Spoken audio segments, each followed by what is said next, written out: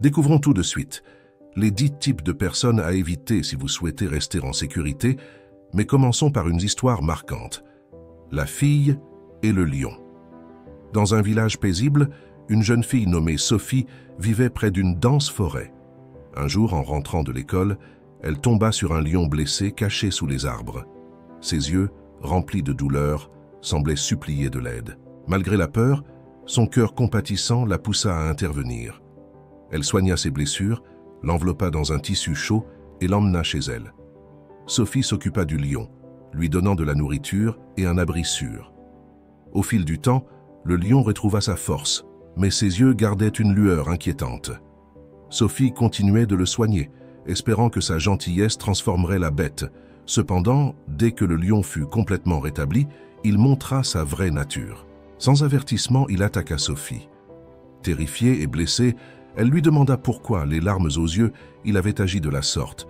Le lion, sans le moindre regret, répondit simplement que sa nature sauvage n'avait jamais changé. Sophie réalisa trop tard que certains risques ne valaient pas la peine d'être pris.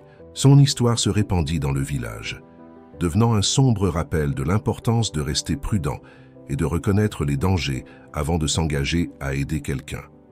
Maintenant, restez attentif pour découvrir les 10 types de personnes que vous devriez éviter d'aider. Assurez-vous d'avoir cliqué sur « J'aime » si vous trouvez cette introduction utile. Le premier type de personne, vous le connaissez peut-être déjà, mais attendez avant de poursuivre.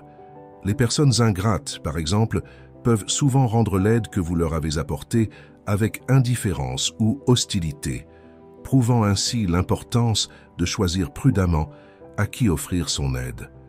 En continuant d'aider une personne qui montre de l'ingratitude chronique, nous risquons d'être exploités, ce qui peut nuire à nos relations ainsi qu'à notre santé mentale et émotionnelle.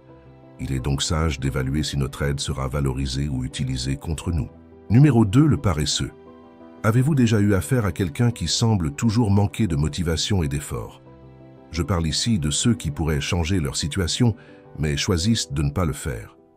Il peut être frustrant de traiter avec des personnes paresseuses, réticentes au travail et à la responsabilité. Imaginez investir votre temps pour aider quelqu'un dans cette condition seulement pour constater un manque constant d'initiative.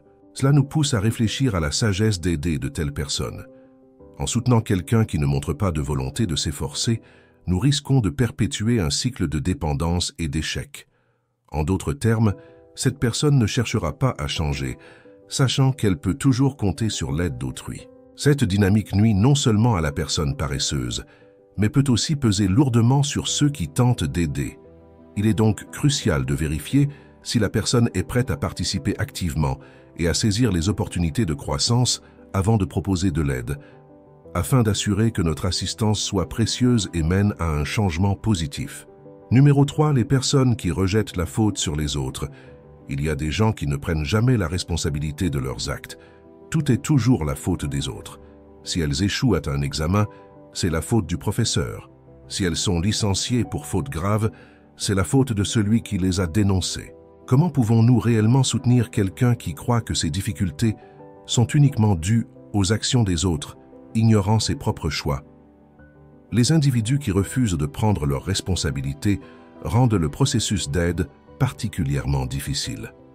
Aider quelqu'un qui refuse d'admettre ses propres erreurs présente aussi le risque de devenir la cible de sa frustration. Ces personnes, en rejetant leurs responsabilités dans les situations difficiles, projettent souvent leurs défauts sur les autres, y compris sur ceux qui essaient de les aider. Numéro 4. Les opportunistes. Les individus opportunistes voient chaque interaction comme une chance de tirer avantage sans se soucier des conséquences pour les autres. Aider une personne avec une mentalité opportuniste peut être comme ouvrir la porte à un loup déguisé en agneau, car ils sont principalement intéressés par leurs propres gains. En offrant de l'aide à un opportuniste, vous courez le risque de devenir un pion dans leur jeu, souvent manipulé pour répondre à leurs besoins immédiats.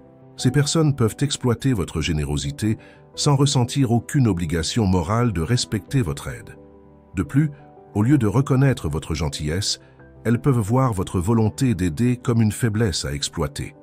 Il est donc vital de discerner entre ceux qui ont réellement besoin de soutien et les opportunistes qui cherchent simplement un avantage momentané, évitant ainsi de tomber dans le piège de bénéficier à quelqu'un qui n'hésiterait pas à profiter de vous. Numéro 5. Les irresponsables. Avez-vous déjà été confronté à quelqu'un d'irresponsable laissant un sillage de problèmes derrière lui? Aider une personne irresponsable peut être un défi, car ses actions reflètent souvent un manque d'engagement et de considération pour les conséquences de ses actes. En offrant de l'aide à quelqu'un chroniquement irresponsable, vous pourriez involontairement vous retrouver impliqué dans des situations problématiques qui pourraient affecter votre propre stabilité. Aider quelqu'un avec un comportement négatif et irresponsable comporte le risque non seulement de renforcer de telles attitudes, mais aussi de faire face à des répercussions sociales. Être perçu comme complice peut affecter votre réputation et vos relations avec les autres, car il est souvent difficile de distinguer l'aide authentique de la dépendance dans de telles situations. Les personnes de ce type changent rarement, et vous pourriez donc investir du temps et des efforts en vain. Numéro 6. Les manipulateurs. Les manipulateurs sont comme des acteurs habiles, jouant des rôles qui les placent au centre de l'attention, souvent en recherchant de l'aide, non par réelle nécessité, mais comme une stratégie pour servir leurs propres intérêts. Un manipulateur dans une relation utilise souvent ses émotions comme des outils pour atteindre ses objectifs. Parfois, ces personnes ont la capacité de déformer la réalité et de créer des récits qui les présentent comme des victimes, incitant ainsi les autres à se sentir coupables et plus enclins à offrir de l'aide. Il est vital d'être prudent lorsqu'on traite avec des manipulateurs, en reconnaissant qu'en l'aidant, on peut être plus préjudiciable que bénéfique. En établissant des limites claires et en promouvant l'assertivité, vous protégez non seulement vos propres intérêts, mais vous préservez également l'intégrité des relations interpersonnelles. Numéro 7. Les personnes malhonnêtes. Avez-vous déjà rencontré quelqu'un qui semble tisser une toile de mensonges pour obtenir des avantages personnels? Les personnes malhonnêtes, qui manipulent la vérité pour atteindre leurs objectifs, peuvent être difficiles à aider de manière efficace. En offrant de l'aide à quelqu'un qui ment régulièrement pour obtenir des avantages, vous courez le risque d'être entraîné dans un réseau de tromperies qui mine la confiance et l'intégrité de la relation. Aider une personne malhonnête peut conduire à une situation où votre générosité est exploitée pour obtenir des gains injustes. Le manque de transparence et d'honnêteté crée une base instable pour toute forme d'assistance, rendant difficile l'établissement d'une relation de confiance.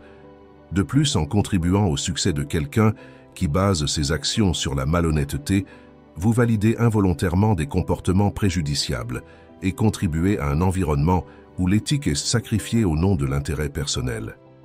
Par conséquent, lorsqu'on identifie des personnes qui mentent régulièrement pour obtenir un avantage, il est crucial de réfléchir si l'aide offerte ne fera que perpétuer un cycle de tromperie, nuisant non seulement à vous-même, mais également à la fiabilité des relations interpersonnelles. Numéro 8. Les égoïstes. La nature égocentrique peut conduire à une dynamique où l'aide offerte est perçue comme un droit plutôt que comme un acte de générosité. Les égoïstes exploitent souvent la bienveillance des autres sans démontrer de gratitude ou de réciprocité. En aidant quelqu'un qui est totalement centré sur lui-même, vous pourriez vous retrouver dans un cycle constant de mécontentement où vos actions sont considérées comme une obligation et où la véritable gratitude est rare. Il est donc crucial d'évaluer si l'aide offerte à un égoïste contribuera réellement à un environnement sain ou si ce ne sera qu'un investissement unilatéral dans une relation dépourvue de réciprocité et de considération pour les autres. Numéro 9. Les personnes négatives. Avez-vous déjà été entouré de personnes qui dégagent constamment une aura de négativité, qui voient toujours le verre à moitié vide? Les personnes négatives peuvent représenter un défi lorsqu'il s'agit d'offrir de l'aide. En investissant des efforts pour aider quelqu'un qui est intrinsèquement pessimiste, vous risquez que votre générosité soit absorbée par une mentalité défaitiste au lieu de produire des changements positifs. Aider une personne constamment négative peut devenir une tâche ardue, car ces perspectives défaitistes obscurcissent souvent les solutions et les opportunités possibles. Ces personnes peuvent résister aux conseils constructifs et trouver des défauts dans tout acte d'aide, créant ainsi un cycle de découragement et de frustration pour les deux parties. De plus, l'énergie négative peut être contagieuse, affectant votre propre bien-être émotionnel et vos perspectives de vie. Dans certains cas, il peut être plus bénéfique d'encourager la recherche de solutions constructives et de promouvoir une mentalité plus optimiste avant d'investir de manière significative dans l'aide. Numéro 10. Ceux qui vous font du mal. Avez-vous déjà été pris dans une relation ou une interaction avec quelqu'un qui semble être une source constante de détresse et de souffrance? S'associer à des personnes qui ne vous apportent que du mal peut être extrêmement préjudiciable pour votre santé mentale et émotionnelle. Aider quelqu'un qui contribue constamment à votre mal-être peut être contre-productif, entraînant un cycle toxique de négativité. Offrir de l'aide à quelqu'un qui vous fait du mal peut devenir un effort futile, car la relation peut être unilatérale, où votre bien-être est sacrifié au profit du confort ou de la satisfaction de l'autre personne. Ces personnes peuvent exploiter votre générosité, causer des dommages émotionnels et miner votre estime de soi. Restez à l'écoute de la vidéo, car je vais maintenant partager 5 leçons sur l'aide pour que vous ne soyez pas dupes. Leçon numéro 1.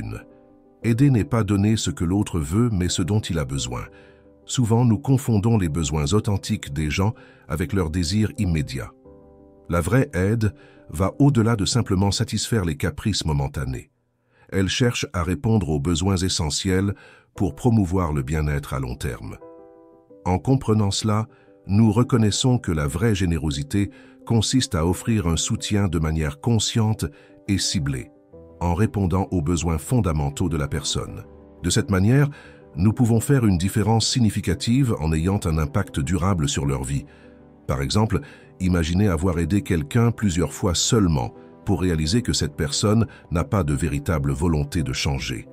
Dans ces cas, s'éloigner peut être une option sage. Permettre à la personne de prendre ses propres responsabilités peut être le catalyseur nécessaire pour qu'elle apprenne des conséquences et assume ses propres actions. Leçon numéro 2. Dire non n'est pas la fin du monde. Établir des limites et refuser de l'aide à certains moments est une pratique saine et même nécessaire. Souvent, nous nous sentons obligés d'accepter toutes les demandes d'aide, craignant que refuser puisse être interprété comme un manque de générosité. Cependant, reconnaître notre capacité à dire non seulement préserve nos propres limites, mais favorise également des relations plus équilibrées. En comprenant que dire non n'est pas la fin du monde, nous réalisons que ce petit mot peut être un instrument puissant pour l'authenticité et pour maintenir notre bien-être émotionnel. Refuser de l'aide dans certaines circonstances ne signifie pas abandonner la compassion. Au contraire, c'est souvent un choix réfléchi pour préserver notre temps et notre énergie. Dans certains cas, dire non peut même encourager les autres à chercher des solutions indépendantes, favorisant ainsi l'autosuffisance.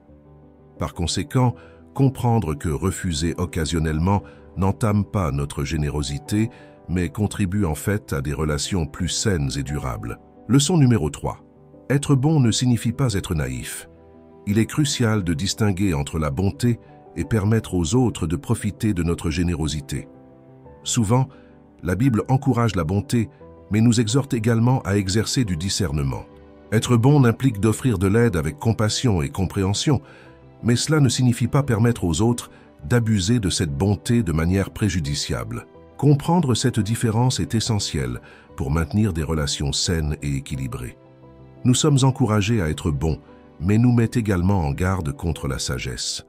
Être clair sur nos limites et ne pas permettre les abus n'est pas un affront à la bonté, mais plutôt une pratique qui préserve le respect mutuel et la dignité. Leçon numéro 4. Le défi d'aider ceux qui ne veulent pas d'aide. Parfois, nous rencontrons des personnes qui résistent à l'assistance, que ce soit par orgueil, par désir de rester tels qu'ils sont, par résistance au changement ou pour d'autres raisons personnelles.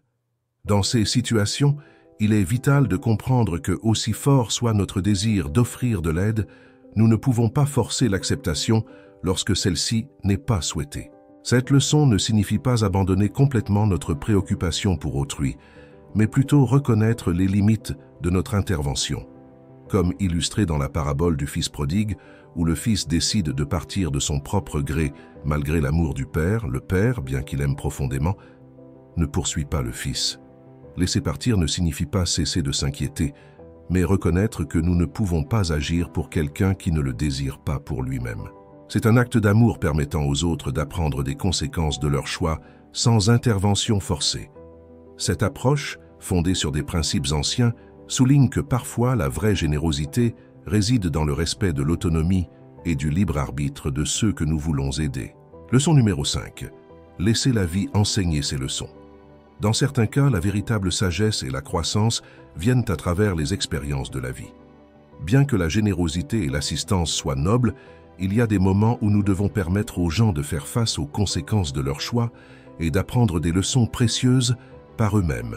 Cela ne signifie pas abandonner complètement ceux qui ont besoin d'aide, mais reconnaître que parfois, le parcours personnel de quelqu'un implique d'apprendre des expériences que la vie offre. Cette leçon est encapsulée par l'expression « Quand quelqu'un passe son temps à créer sa propre tempête, il ne devrait pas être triste quand il pleut ».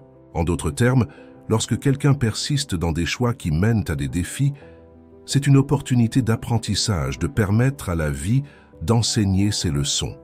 Cela ne signifie pas abandonner la compassion, mais reconnaître que certains apprentissages sont plus efficaces lorsqu'ils sont vécus directement. En résumé, cette vidéo ne vise pas à décourager la pratique de la générosité et de l'aide aux autres, mais au contraire, elle souligne l'importance d'offrir de l'aide aux personnes vraiment dans le besoin de la même manière que nous souhaitons être aidés. Il s'agit en fait d'une mise en garde salutaire sur le discernement en matière d'aide, en identifiant ceux qui cherchent à exploiter la bonté des autres sans avoir l'intention de grandir ou de contribuer positivement. Y a-t-il des informations intéressantes sur le sujet que selon vous n'ont pas été mentionnées? Laissez un commentaire, j'adorerais lire votre opinion. Partagez cette vidéo avec un ami qui devrait en savoir plus sur ce sujet. Si vous êtes arrivé jusqu'ici, écrivez ceci dans les commentaires. Merci pour ces leçons de vie. Je vous retrouve dans la prochaine vidéo. À bientôt.